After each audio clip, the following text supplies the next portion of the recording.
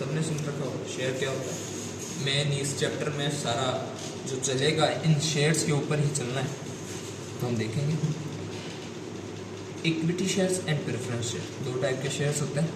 इनके भी अलग अलग शेयर टाइप्स होंगे, पर इनको एक बेसिक डिफरेंस है इन दोनों के अंदर, वो इक्विटी शेयर क्या होता है और प्रेफरेंस शेयर क्या होता है। पहला पॉइंट है रिस्क। इक्विटी शेयर में रिस्क, प्रेफरेंस शेयर में थोड़ा रिस्क कम होता है। इक्विटी शेयर में जो रिटर्न है वो फिक्स नहीं होता। इसके अंदर आपको मिलने में रिटर्न में 100 मिल सकते हैं, मिलने में 500 मिल सकते हैं, मिलने में कुछ मिले भी ना। इधर क्या आपको एक फिक्स होता है। अगर आप कोई भी प्रेफरेंस शेयर खरीदोगे ना, उसके पहले स्टार्टिंग में ऐसे लिखा होगा 6%, 5%, यानी कि आपने 1000 रुपये लगाए, मान लेते हैं 1000 रुपये के 5% यानी 50 रुपये ही आपको डिविडेंड मिलेगा। अगर कंपनी कितना भी कमा लेती है, अगर कंपनी आप मान लो 10 करोड़ रुपए कमा रही है ना, तो आपको तो 50 रुपये मिलना है। यानी इसका मतलब ये होता है, यही रिस्क है।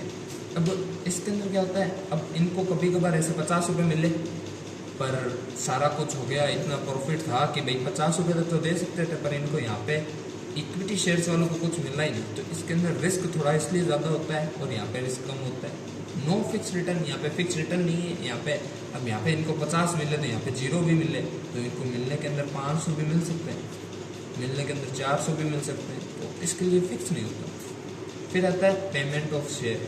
पेमेंट ऑफ शेयर यानी कि बाइंडिंग ऑफ, जो इनका वापस पेमेंट, अगर कोई कंपनी बंद होती तो सबसे पहले जो शेयर्स का जो पैसा, इन दोनों में से जो पहले पेमेंट किसका होगा, वो प्रेफरेंस शेयर का होगा। अगर मान लेते हैं कि इनका कोई शेयर करते मतलब बेच रहे थे कंपनी को, तो 1000 रुपये बचे, एग्जाम्पल छोटे ही लेते हैं, 1000 रुपये बचे, उसके अंदर से इनके बनते हैं 600 और इक्विटी शेयर्स के बनते हैं 600। तो पहले प्रेफरेंस शेयर को उनके 600 रुपये देंगे, पर पीछे बच रहे 400 हैं, तो ये 400 रुपये ही इक्विटी शेयर को मिलेंगे। यानी कि पहले आपका पेमेंट होएगा, भले वो कितना भी हो।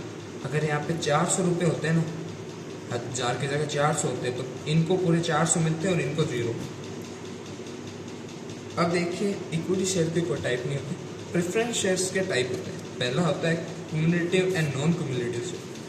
आपने सुना होगा कि एक जो डिविडेंड है वो पहले साल प्रॉफिट हुआ, पहले साल का जो डिविडेंड था 50 रुपये था, दूसरे साल का डिविडेंड, पहले साल डिविडेंड 50 था पर दिया नहीं, कंपनी के पास इतने पैसे नहीं थे कि डिविडेंड दिए ही।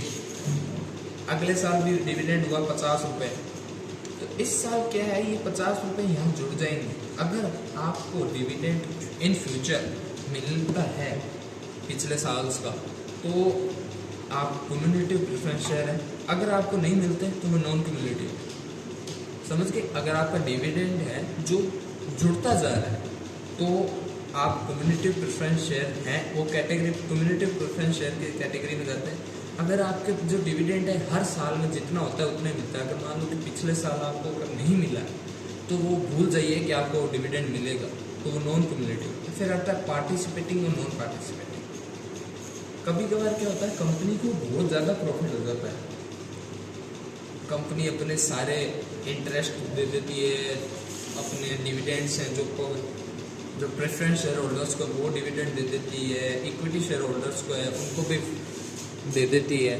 फिर भी अगर कंपनी के पास पैसे बच जाते हैं, तो उस कंडीशन में क्या होता है कि दो राइट्स होते हैं। अगर शेयर होल्डर्स को, प्रेफरेंस शेयर होल्डर्स को राइट है उन बचे हुए पैसों के अंदर वापस से रिटर्न लेने का, तो वो पार्टिसिपेटिंग है। अगर उनको नहीं राइट है तो नॉन पार्टिसिपेटिंग प्रेफरेंस शेयर है। अब आता है रिडीमेबल और इनरिडीमेबल। जब कंपनी वाइंडिंग अप होती है, आप समझिए, वो तो पेमेंट होता है। अगर ऐसा होता है कि एक स्पेसिफिक टाइम के बाद अगर कुछ शेयर्स होते हैं वो रिडीम कर सकते हैं या नहीं रिडीम कर सकते हैं, यानी कि कुछ जैसे कि एक शेयर है 100 रुपये के मैंने शेयर खरीदे, वो 100 रुपये पे मेरे को रिटर्न तो मिलता जाएगा, पर इसका वापस रीपेमेंट नहीं होएगा। 100 है वो 100 के बस 0 हो गए, मेरे को बस उसके ऊपर रिटर्न मिलता रहेगा जब तक वो कंपनी चलेगी। और ये क्या है कि मेरे को 100 रुपये हैं, मेरा रिटर्न वापस 100 रुपये तो आएंगे ही, और इसके ऊपर रिटर्न आ रहा है ना, वो भी मेरे को मिलता जाएगा।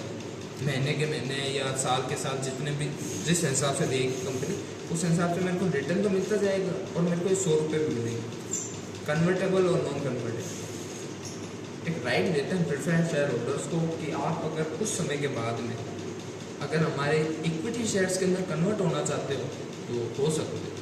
तो ये एक शेयर बेनिफिट है अपने शेयर होल्डर्स के लिए कि अगर चाहो तो इसके अंदर एक स्पेसिफिक, अगर आपका शेयर, आपके पास ये राइट है कि आप एक स्पेसिफिक टाइम पीरियड के बाद में इक्विटी शेयर होल्डर्स के अंदर अपने शेयर्स को जो है कन्वर्ट कर सकते हो, तो वो कन्वर्टेबल प्रेफरेंस शेयर है।